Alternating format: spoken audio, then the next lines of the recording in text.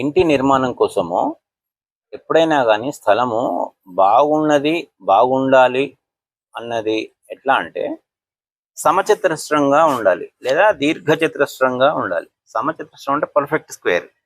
అలా కాకుండా దీర్ఘచతురస్రంగా కూడా సమంగా ఉండాలి.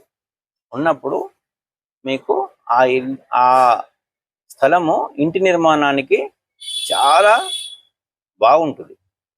ఈ విషయము అంటే క్లారిటీ ఏంటంటే సమచతురస్రం అంటే అన్ని వైపులా కూడా ఒకే సైజుగా ఉండడము సమచతురం. దీర్ఘచతురస్రం అంటే ఒకవైపు పొడుగున్నా సరే ఇంకొక వైపు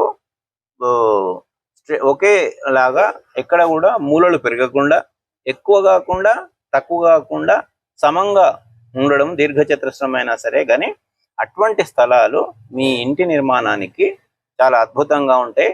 ఆ ఇంట్లో మీరు పోయిన తర్వాత కూడా చాలా శుభకరంగా, లక్ష్మీప్రదంగా ఉంటుంది. ధన్యవాదాలు.